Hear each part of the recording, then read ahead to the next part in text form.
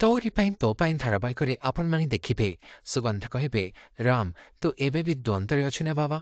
ରାମ କହିବେ ନାଇଁ ମା ସେମିତି କିଛି ନାହିଁ। ସୁଗନ୍ଧା କହିବେ ରାମ ମୁଁ ତ ମା, ତୋ ମୁହଁ ଦେଖି ମୁଁ କହିପାରିବି ତୁ କ'ଣ ଚାହୁଁଛୁ, ତୁ କ'ଣ ନ ଚାହୁଁଛୁ।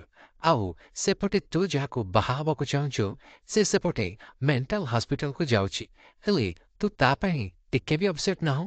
ରାମ କହିବେ ମା ମୁଁ ଭାବୁଛି ମୁଁ ଯଦି ଠିକ୍ ଟାଇମ୍ରେ ଆସି ପହଞ୍ଚି ନଥାନ୍ତି ତାହେଲେ ସିଆ ତାଙ୍କର କ'ଣ କରିଥାନ୍ତେ। ଆଜି ଠିକ୍ ଟାଇମ୍ରେ ଆସି ପହଞ୍ଚିଗଲି ବୋଲି ଏସବୁ ଅଟକିଗଲା, ନହେଲେ ଆଜି ଯେ କ'ଣ ହେଇଯାଇଥାନ୍ତା। ମା ଚିକି ଯେତେବେଳେ ମୋ ସହିତ ଥିଲେ ମୋ ମନରେ ତାଙ୍କ ପାଇଁ ଯେଉଁ ଫିଲିଂସ୍ ଆସୁଥିଲା ଏବେ ଦୁର୍ଗାଙ୍କୁ ଦେଖି ସେ ଫିଲିଂସ୍ ଆସୁଛି। ମୁଁ ଜାଣିଛି ସେ ଚିକି ନୁହନ୍ତି ଦୁର୍ଗା, ହେଲେ କାହିଁକି କେଜାଣି ମୋ ମନ କିଛି ଅଲଗା କହୁଛି। ସେ କହୁଛନ୍ତି ସେ ଚିକି ନୁହଁ ଦୁର୍ଗା। ତାଙ୍କ ମା ଆଉ ତାଙ୍କ ଜାଣିଥିବା ଲୋକମାନେ ବି କହୁଛନ୍ତି ସେ ଦୁର୍ଗା, ହେଲେ ମୋ ମନ ମାନୁନି। ମତେ କାହିଁକି ଲାଗୁଛି ସେ ଦୁର୍ଗା ନୁହନ୍ତି, ମୁଁ ଚିକି, ଆଉ ମୁଁ ତାଙ୍କୁ ବହୁତ ଭଲ ଭାବରେ ଜାଣିଛି। ମା ମୁଁ ତମକୁ କେମିତି କହିବି ମୋ ମନ ଭିତରେ ଏବେ ତାଙ୍କ ପାଇଁ କ'ଣ ଫିଲ୍ ହେଉଛି ମୁଁ ବୁଝିପାରୁନି। ମା ମୋ ମନ ଭିତରେ ଦୁର୍ଗାଙ୍କ ପାଇଁ ଏବେ ଗୋଟେ ସ୍ପେଶାଲ ଫିଲିଂସ୍ ଆସିଯାଇଛି। ତମକୁ କେମିତି କହିବି ସେ କଥା ମୁଁ ବୁଝିପାରୁନି। ଆମେ ଯଦି ଆମ ନିଜରକୁ କେହି ଦେଖନ୍ତେ ତାହେଲେ ମନରେ ଯେଉଁ ଏକ୍ସାଇଟମେଣ୍ଟ, ନର୍ଭସ୍ ଆଉ ଫିଲିଂସ୍ ଆସେ ନା, ମୋର ଠିକ୍ ସେମିତି ଫିଲିଂସ୍ ଦୁର୍ଗାଙ୍କୁ ଦେଖି ଆସୁଛି। ତାକୁ ଦେଖିଲେ ମୋ ମନ ଖୁସି ହେଇଯାଉଛି। ମା ତମେ ବୁଝିପାରୁଛ ନା ମୁଁ କ'ଣ କହିବାକୁ ଚାହୁଁଛି? ସୁଗନ୍ଧା କହିବେ ମୁଁ ସବୁ ବୁଝିପାରୁଛି ବାବା, ତତେ ପ୍ରେମ ହେଇଯାଇଛି। ତୁ ଯାହା କଥା କହିବା ମାତ୍ରେ ତୋ ମନରେ ଏତେ ଖୁସି ଭରି ଯାଉଛି, ଯାହା ପାଇଁ ତୋ ମନରେ ଫିଲିଂସ୍ ଆସୁଛି, ତୁ ଯାହା ପାଇଁ ସବୁବେଳେ ଭାବୁଛୁ, ଯାହା ପାଇଁ ତୁ 6 ମାସ ତଳର ଦୁଃଖ ଭୁଲି ଯାଇଛୁ, ଯାହା କଥା ଭାବିକି ତୁ ଏତେ ଖୁସି ହେଉଛୁ, ତୋ ମନ ସେଇ ଝିଅକୁ ଚାହୁଁଛି, ମାନେ ଚିକିକୁ ଚାହୁଁଛି। ବାବା ତୋ ମନ ଯାହା କହୁଛି ଠିକ୍ କହୁଛି। ସେ ଆଉ କେହି ନୁହଁ, ସେ ହେଉଛି ଆମ ଚିକି।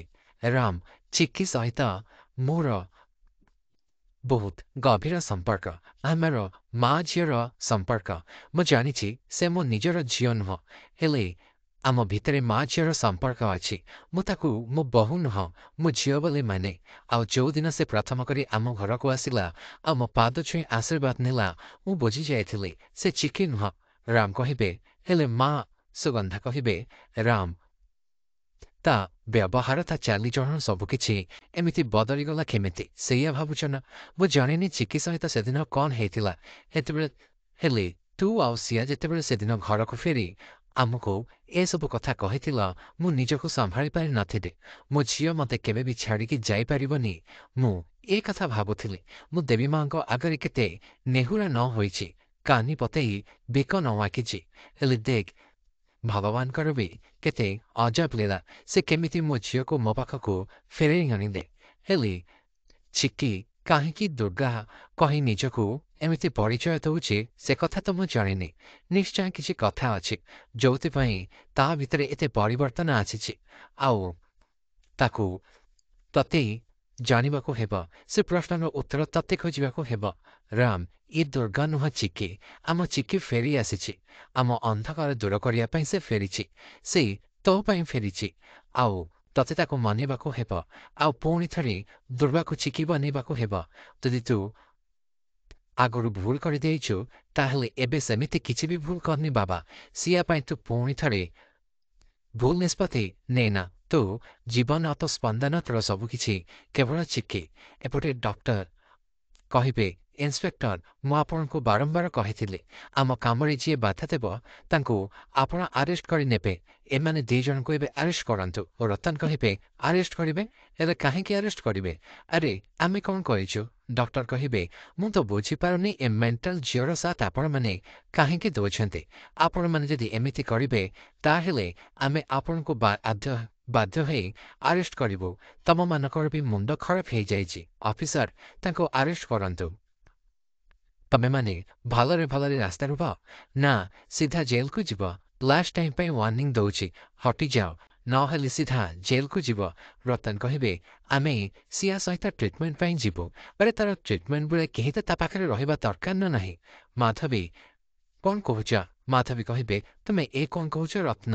ରତନ କହିବେ ମାଧବୀ ଏବେ ମା ହସ୍ପିଟାଲରେ ଅଛନ୍ତି। ଆଉ ସେ ଯେତେବେଳେ ଘରକୁ ଫେରି ଦେଖିବେ ଯେ ଆମେ ସିଆକୁ ଏକା ଛାଡ଼ି ଦେଇଛେ, ତାହେଲେ ସେ ଆମ ଅବସ୍ଥା ଯାହା କରିବେ ତାଠୁ ଭଲ ଆମର ସିଆ ସାଙ୍ଗରେ ଯିବା ଉଚିତ।